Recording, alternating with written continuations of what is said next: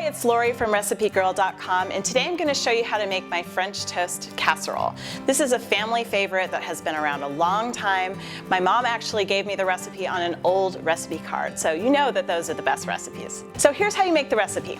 First, I'm going to take a little bit of butter, and I'm just going to butter my 9x13 casserole dish. It helps if the butter is softened up a little bit. Then I'm going to take a French bread loaf. I like to buy this 1 or 2 days before I want to make it, just to get it so it's a little bit firmer, not so quite as soft. A 12 or 14 ounce loaf is perfect. So I'm just going to cut it into cubes, and you're just going to add those to your buttered casserole dish. Just kind of spread them around so that you're getting kind of an even layer of the bread. I don't buy an expensive kind of bread for this. I just use the grocery store brand. French bread is perfectly fine.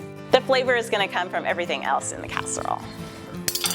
Right, so I've got all my bread chopped up. Just get all that bread spread out evenly in your casserole dish. Okay, I'm gonna be making the egg custard now to put on top of the bread. So the first thing I'm gonna do is add 3 cups of milk to my bowl. I need 2 tablespoons of sugar and about a ½ teaspoon of salt, a tablespoon of vanilla, and now I'm gonna add the eggs. You actually need 8 eggs for this recipe.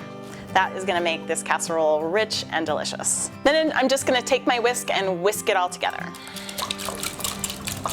Now that everything is combined, the egg yolks are broken, they're mixed with the milk and the sugar, I'm going to pour the egg custard over my French bread.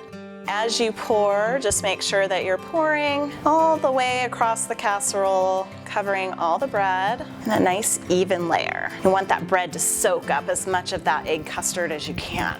The last thing that you're going to do is you're going to cover the casserole loosely with plastic wrap. And I'm going to show you why, because you're just going to very gently press down so that you're getting that bread to soak up all of the custard. And then what you're going to do is take your favorite book and you're going to put it on top of the casserole just to keep it a little bit pressed down. And this is just going to go into the refrigerator overnight so it has a chance to soak up all of that egg custard.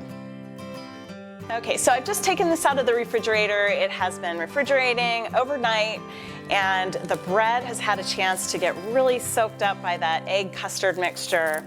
And we're ready to add the topping and put it in the oven. The first thing I'm going to do is take some chilled butter and chop it into bits and just sprinkle it over the top. This butter is going to combine with the cinnamon and sugar mixture that I'm going to put on the top. It'll get all melty and crusty and make a nice layer on the top of my casserole. So I've got butter around the top. I'm just going to put together a quick cinnamon and sugar mixture, a couple of tablespoons of regular sugar, and about a teaspoon of ground cinnamon. Mix that up. I'm just adding this cinnamon sugar mixture that is super fragrant, and it's going to give it a nice sweet buttery flavor on top of my French toast casserole. The next thing we're going to do is add a layer of foil to the top of the casserole. It's going to go in the oven for about 45 minutes. So my French toast casserole has been cooking an additional 15 minutes in the oven without the foil. It's got a nice crunchy layer on top, and I can't wait to cut into it and serve it to my family. It smells so good. This will serve about 10 people for sure, and everyone is going to be so happy with this. I know everyone's going to love this. I hope it becomes a favorite recipe of yours. For this recipe for French toast casserole, please visit RecipeGirl.com.